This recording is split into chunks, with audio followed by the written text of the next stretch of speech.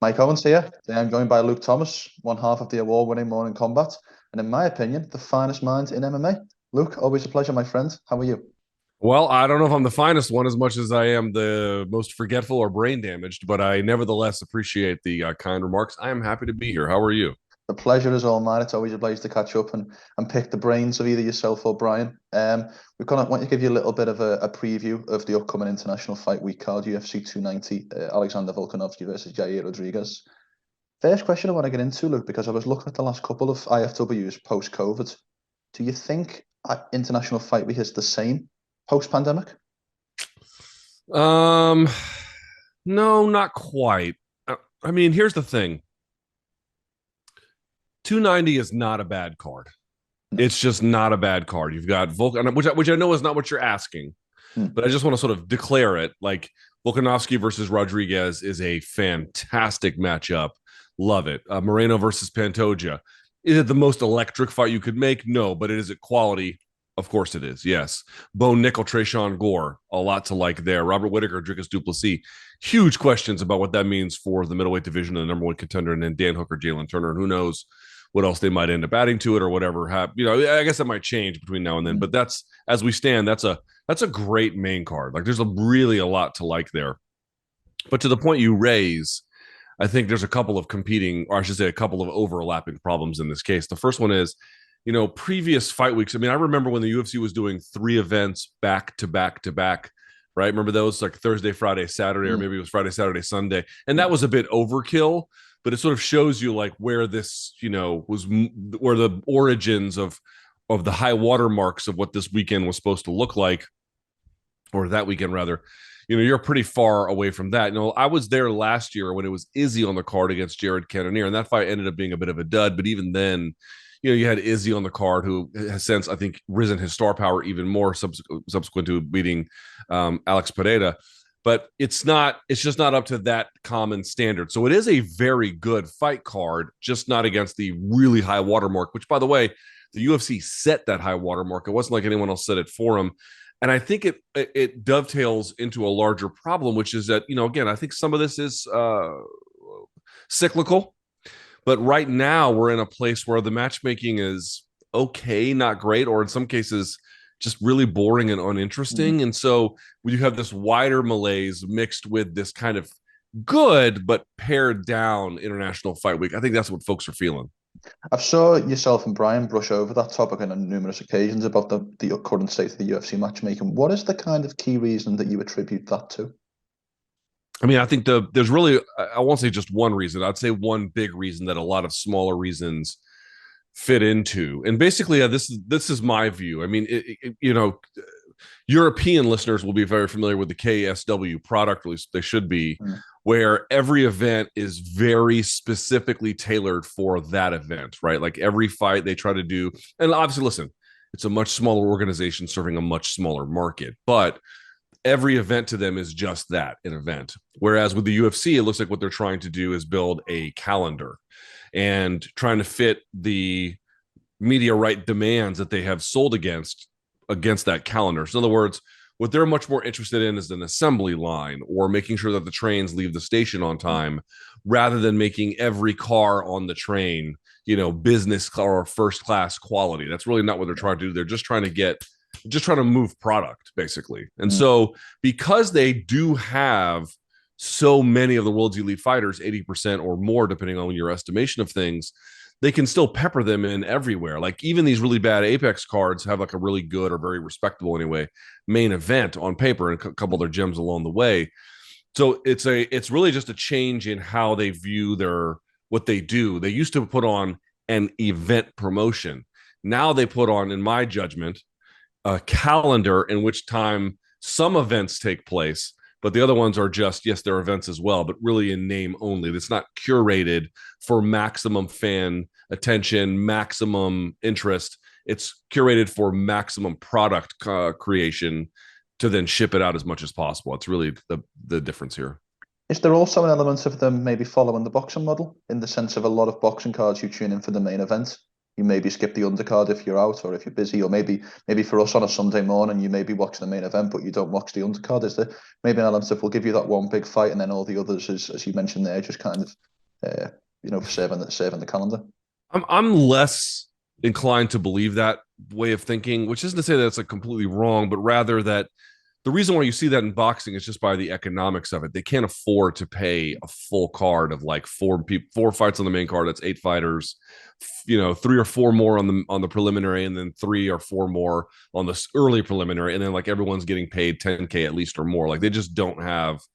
No promoter in boxing has the capacity to do that per event, much less for an entire calendar. So it just doesn't work that way.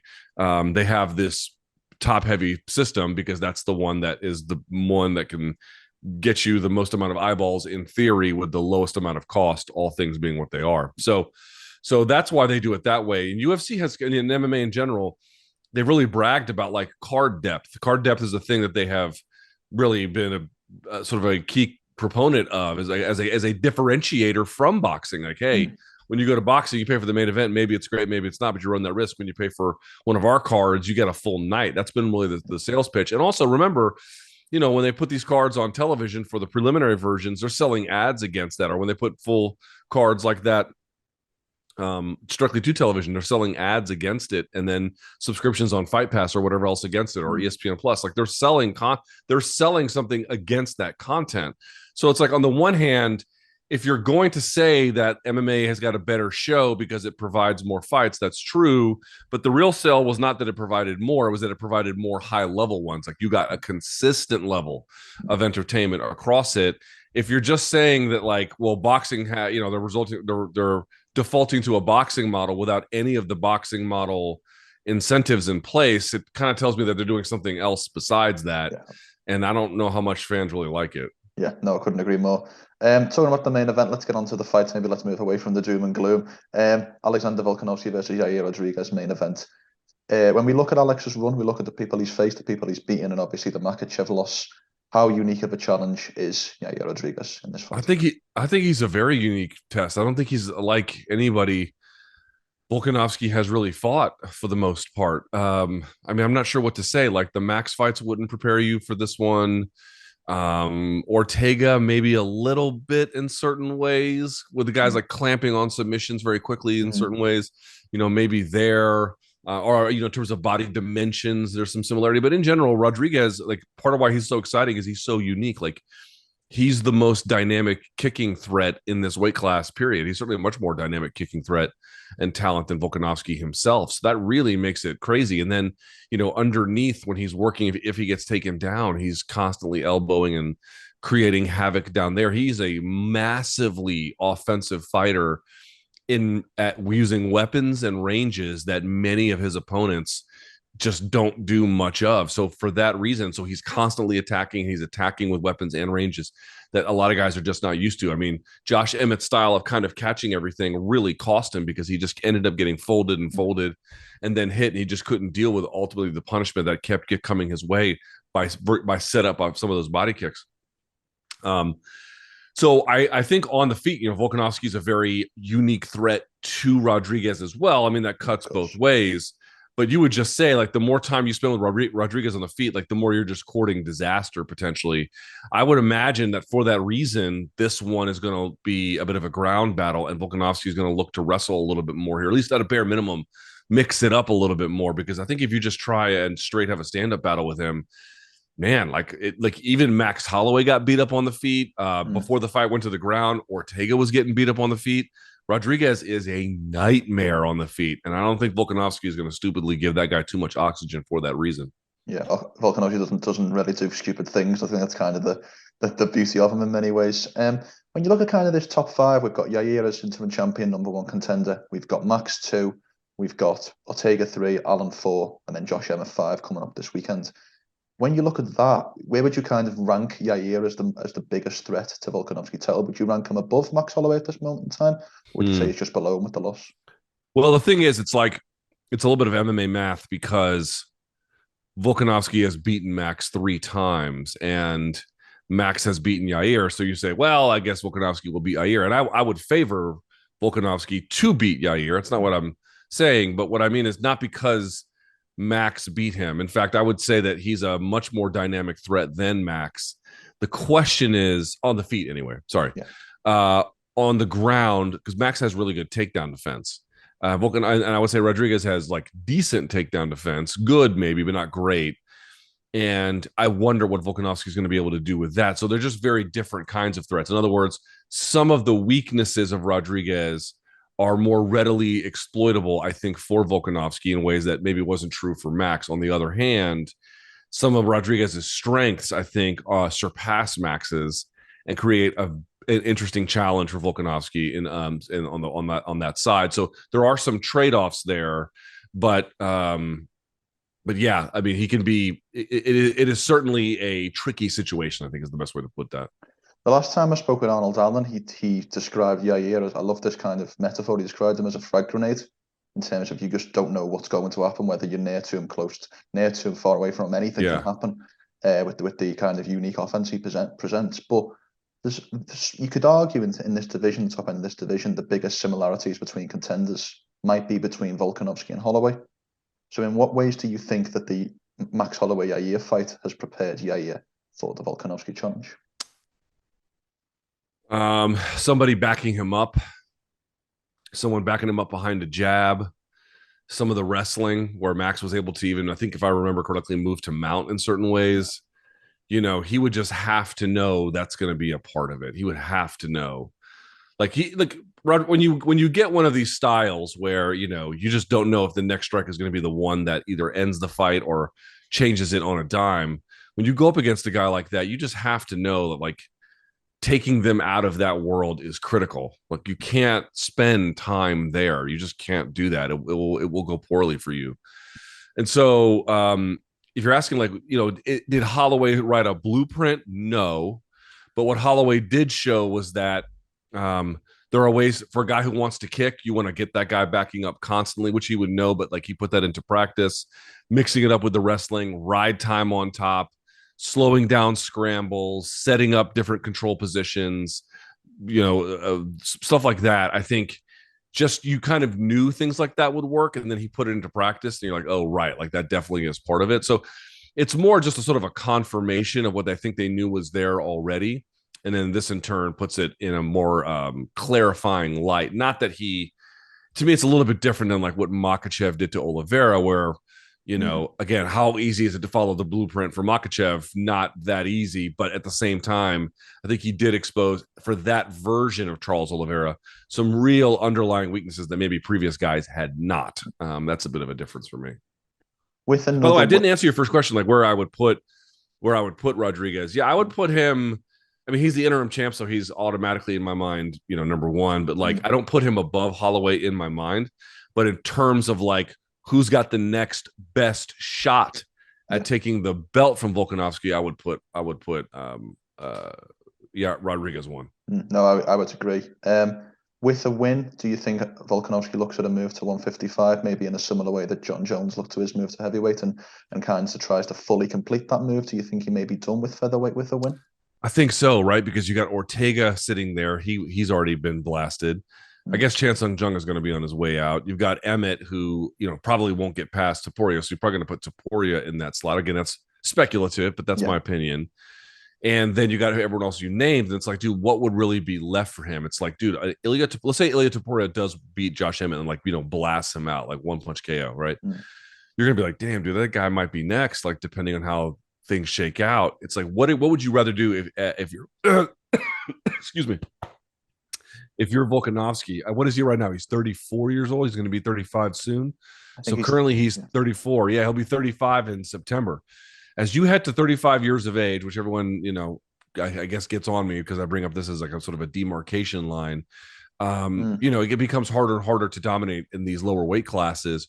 Would you rather go up and use the name you've built to fight bigger names at 155 that you're competitive against? Or do you really want to defend your title against guys like Ilia Topuria, who are hard as shit to beat, much younger at this point, and doesn't have quite the same name at all? I would imagine if he goes in there and beats Rodriguez, he is going to be strongly considering a permanent move to 155, because the names are bigger. And the difficulty at 145 is, for the lesser names, is only going up. Yeah. I couldn't agree more. Moving to co-main events, we've got Brandon Moreno defending his title in a rematch against Alexandra Pantoja.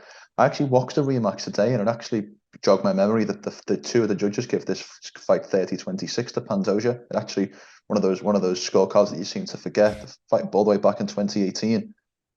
How much do you think that Team Pantoja and indeed Team Moreno can take from that first meeting in I believe, Santiago, Chile?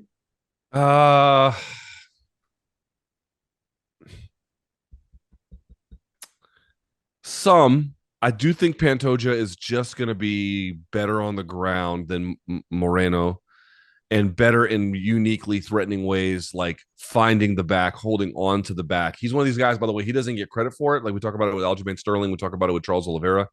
Guys who don't necessarily look for takedowns, but look for failed takedowns to create back exposure. Pantoja did that against Alex Perez like it was no problem, you know? So that's so that like on that level, like I think that there probably is something he could take. Now, obviously, he's much more than that. He can strike on the feet too. But the difference is that like he has to know that Moreno has massively improved since that time, like ridiculously, absurdly so. His scrambling has gotten much better. His defensive wrestling is better. His experience has gone up tremendously. His fighting at range has gotten better. His, defense, head movement, like just so many more things. His pace has gotten just better. Everything about it is sharper, cleaner, more productive, efficient. So I think in certain ways no, not really. I don't think they're going to watch that first fight and be like, hey, what did he do this time? What will he do different? There's just way too much time that has passed. I think it's much more likely that he'll look at some of Moreno's fights against Figueiredo, and then be like, okay, what can we take from that? Because Figueiredo is obviously different than Pantoja, but they can threaten in certain similar ways related to back takes and scrambling and things, wrestling as well. I suspect they'll look more at that. Talking about Moreno, this is a very bizarre statistic I saw earlier, is Moreno's last 4 fights have been a rematch in some form. He's had the 3 fights with Figueiredo, 2, 3, and 4, and then the rematch against Kai Kara France for the interim title last year. So his last 4 fights have been in some form of rematch. Now, I speak to a lot of fighters, and a lot of fighters talk about the mental bond that they make with an opponent, and how that rematch can sometimes be a difficult proposition. In what ways do you think the Figueiredo fight and the Kai Kara France rematch have prepared Moreno for this rematch he's going into? I really feel like when you get multiple chances against a guy like that, and especially one where the fight was kind of all over the place in some of its earlier iterations, I really feel like you get a clear. I mean, sometimes guys win or lose, and they don't necessarily draw the right lessons about what held them back. Right? Like, what do we have the right game plan? Was our cardio where it needed to be? Should we have done X or Y more? Sometimes they can make the right inferences. Sometimes they don't. I feel like what you see from so many of these rematches is that Moreno, not perfectly, but over the course of the full Figueiredo fight experience, clearly addressed weaknesses. Like very much knew what the problem was in general over the arc of time to get to the other side of things. It just made him massively sharper, massively more aware of his particular weaknesses, more cognizant of his own strengths. Like he grew up fighting Deiveson Figueiredo. I think that's the real way to look at this for me. He's only 29 years of age, won't be 30 until December, I think. Yeah. So he's got some, we're talking about a guy who is really beginning to put everything in his game together. I think those Figueiredo fights just forced a certain kind of self-analysis that was probably critical and difficult at times, but ultimately just offered extensive dividends in awareness of self, awareness of task, awareness of game plan, awareness to adherence, and has just lined him up for a very solid opportunity. Again, we're also talking about really well-rounded guys in both cases, like Kai Kara France and Deiveson Figueiredo, but also, very different striker, grappler, big puncher versus not a big puncher. Like he's also seen a lot of different looks, even with the somewhat limited number in terms of differentiation of opponents that have been there. These have been really helpful for him, really helpful. I presume the media will be rocking with Moreno. I presume the fans will be rocking with Moreno. We know he has a massive star power, but coming away from those fights with Figueiredo, do you think that Moreno is at the top of his star power? Do you think now he's back? Now he's just a defending champion, defending against the next guy. Do you think that rivalry kind of forged the star power, and do you think he can eclipse that? I definitely feel like he's at a new level relative to where he was just a few years ago. but I don't think he's even close to done maximizing it. I mean, obviously a lot of this depends on how much longer he can hold it, and that is, who knows. But if he could hold on to it, I just feel like there's probably another level or two he could rise above. The issue for him is Figueiredo was his, like, his white whale, so to speak, right? Like, this was a really big opponent. It was a really difficult series, and he became the better one in the end. He would need another rival, and Pantoja is a worthy adversary, but he's not a promotional rival. I mean, a promotional rival that can put him over. Like, if he was somehow able to make a fight with Henry Cejudo, and again, Cejudo might lose to Chito Vera and all this goes away. I'm just saying, is there a name out there that gets folks excited to see Brendan Moreno in that very particular context? So I think he definitely raised his level with this series that he's been in, and it's a nice one. But I'll tell you candidly, I think he's got, like, as I mentioned before, I think there's several different levels he could still ascend to, provided some of the right circumstances are in play. Yeah, couldn't agree more. Featured bout, we've got number 1 ranked middleweight contender facing number 6 ranked Dricus Du Plessis. Robert Whittaker versus Dricus Du Plessis, excuse me. I'm going to ask you the most difficult question I'm going to ask you in this interview, Luke, and that is how can or how does Dricus Du Plessis win this fight? I don't think he's going to win this trying to be the more technical guy, right? Like, that's probably not going to work. Robert Whittaker is just way too good. Way too sharp, way too experienced. Just timing is, I mean, I could just go on and on. Everyone knows Robert Whittaker is really talented. So, it's the old adage, right? It's brawl a boxer and box a brawler. And he's going to have to be brawling a boxer here. I think that Dricus is very physical and very spirited, a little spazzy at times, and a little bit getting himself into trouble at times. But honestly, if you're not going to beat this guy by taking a slow rolled approach and trying to be the more technical guy and, like, edging him out in rounds, if you know that that's just not really a path to victory, it kind of frees you a little bit. It kind of liberates you to an extent. And I think he honestly, I mean, I'll just say this. If he can't force Robert Whittaker into mistakes, I don't really see a viable path for him. But his style is built for getting guys to make mistakes because he is a little spazzy and he is very physically strong and he kind of is in your face and he is trying to bring the fight to you. He can force errors with things like that. I really believe he has to do that with Robert Whittaker. Otherwise, it's hopeless. Out of interest, last Saturday's main event, Marvin Vettori, Jared Cannonier, would you favour Dricus Du Plessis to beat either or both of those fighters? I would not favor him to beat Cannonier.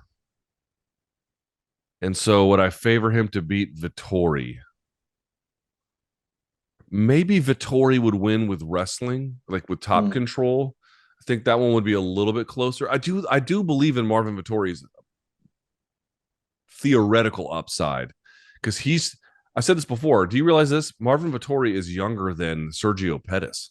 I mean, folks don't, you know what I mean? Like, not by much, I think like a month. But the point being is, like, he's actually younger than one of these guys we sort of see as one of these baby faces of MMA. Now, obviously, a guy like Sergio has moved into a space in his career where he's now a champion, and Vettori has not. But the point I'm trying to make is youth is still on his side. So I still think he could get it done. But even if, like, he couldn't get it done this time, like, you get the idea long term. But again, just Whittaker is just a completely different. I mean, Izzy is the kind of guy who can out technical him, right? Izzy is that guy. But unless you're at Izzy's level, you better just hope that dude slips on a banana peel. I mean, it's, you know what I mean? No, I do agree. And this is kind of the next point I wanted to get into is there's what I'm seeing now is a little bit of a pattern where there seems to be a next best guy in a couple of divisions. So we've got the champion at middleweight in Adesanya. We've got Robert Whittaker as your, bona fide number 1 contender, the second best fighter in the division. And then there seems to be a gap between everybody else. I see a similar thing in lightweight with Islam Makhachev, Charles Oliveira, and I see a similar thing in featherweight, arguably, with Alexander Volkanovski and Max Holloway. What do you attribute? First of all, do you agree with my theory? And second of all, what do you attribute the second best man theory to, if you like? I don't have a good theory for you, but here's the thing: it's not new. It's not new. So, for example, like the first time we really began to see something like this, we saw it with, here's an example. The first time I really recall seeing it was with Anderson Silva and Rich Franklin for a little while. So Rich is this guy. He beats Evan Tanner. He beats David Loiseau. He beats Nate Quarry. He's just this fucking guy who's killing it. Here comes Anderson Silva. He beats the shit out of him. Eventually, Rich Franklin gets another rematch, loses again, but he's beaten a lot of other dudes. Now, eventually, Rich lost and moved to 205 and did a bunch of stuff. But like, you begin to see these like things. How about you had Aldo, and granted, it wasn't his best division, but you had Aldo and Faber, at least in WEC. Or for a while, you had Mike Thomas Brown and then Aldo. Like, you can see these kinds of Benson Henderson and Anthony Pettis at 155 for WEC. Like this like top man, second man thing. It ends up being a very consistent kind of thing. Not every division all the time, but to your point, you can see certain divisions where it's clearly pronounced and it exists in those particular cases for long stretches. I'm not saying I'm saying is it's not the case in every single division every day, but you get my point. I don't have a good theory for why we have one really strong person, one person who's just a shade under them, and then everyone else. But to your point, and the one we raise now, it is so consistent that there must be some kind of way in which, I don't know, we are naturally creating these circumstances, or I don't know. The only point to mention about those three, my only theory is that all three of those in Oliveira, Whittaker, and Holloway, they were champion first, and then the other guy came around who was better than them.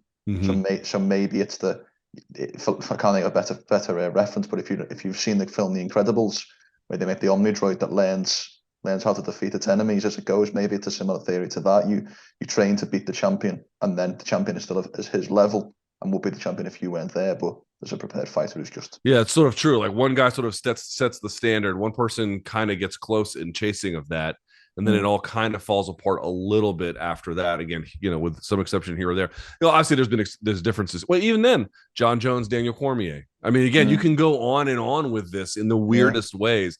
I don't have a good explanation for why it's there. I think your point about the championship status and chasing it kind of gets you a little bit closer, but it's a weird novelty feature of MMA these days, and for some time that is just a fact of reality. How much of a chance do you give Robert Whittaker in a third fight? I mean, he has an ability to morph his style to improve fight over fight, but how realistic do you think his chances would be in that trilogy? I think very good, to be honest with you. I think super good. I would consider that a 50-50 fight, to be honest. And everyone knows how big I am on Izzy, and I know he's won it twice. And I would still, maybe 51-49, I would still favor Izzy to win. But dude, like, here's what I'll say. Like, Izzy was better in the second fight, but Robert got really close. He's only gotten better since then, from what we can tell. Again, let's see what happens in the Du Plessis fight.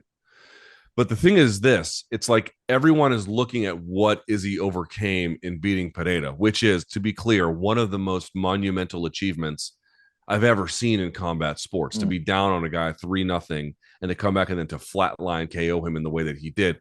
Just one of the most special things you'll ever see. And while I take that value as legitimate and real and incredible, that to me doesn't necessarily mean much for the kind of challenge that Robert Whittaker is going to provide the next time out. Robert Whittaker is not this guy. Robert Whittaker doesn't present those things. Robert Whittaker is not going to fight that way. Robert Whittaker is just not going to be doing any of that shit in the same kind of way. Whittaker's just not going to fight that way. Whittaker's not going to be there in that way. He's just not going to do that. And what I want to say is the confidence boost and the achievement that he unlocks Izzy from beating him, that might boost him or buoy his spirits. But dude, skills win fights. And at the end of the day, the difference between Whittaker and Izzy in that second fight was, to me, very, very, very, very slim. A still high, and Whittaker would have to know, dude, it is now or fucking never. You don't beat him the third time, it's a wrap for you, dude. You're not going to get this title back. So for that reason, for those aforementioned reasons, to me, it is much more likely, I think, than, I know everyone's high on Izzy coming out of that Pereira fight, and I am too, but that's a different matchup against Whittaker in every conceivable way. I agree. Last question from me, Luke, because we covered the main event, the co-main event, and the feature bout. Which is one other fight, or indeed one other fighter, that you would like to highlight for people should tune in and definitely make sure? Yeah, it's a good question. I mean, obviously the Bo Nickel fight is a pretty big one. I think the one that I've got most interested in is the return of Sean Brady against Jack Della Maddalena. Yeah. That is a huge one for me because Sean Brady obviously did well against Michael Chiesa, but ultimately I don't think wowed anyone because, I mean, he broke his nose like a minute into the fight and was swallowing blood the whole time. He was kind of out of it. But, he's such a gorilla that he was able to get it done. And then he had the fight against Bilal Muhammad, and he just looked overwhelmed. He looked overmatched in that one. But I still am really, really high on the guy. He is a phenomenal athlete, a phenomenal grappler, a legit black belt, the whole 9 yards. But dude, Jack Della Maddalena is just an absolute force to be reckoned with. Both of these guys have championship potential written all over them, and he has been an absolute storming force of late. So this is a real big test of contenders. 15-1 versus 14-2 in the American versus the Aussie. Different skill sets, but they're both trying to get to that next place. Brady kind of trying to hold on to some of what he's built. Maddalena trying to take every piece of it. That is one fight you are not going to want to miss. Also, don't forget Jasmine Jauregui taking on Denise Gomes, or Gomez, actually, however she pronounces it, because she's Brazilian. I don't know how they pronounce it, but there you go.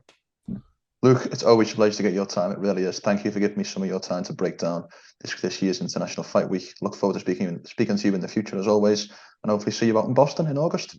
Yeah, if I make it out to Boston, I don't know if we're going yet, but if I make it, I would love to see you out there. Make sure to subscribe to the LowKick MMA YouTube channel for all the latest news, event previews, and interviews with some of the biggest stars in MMA.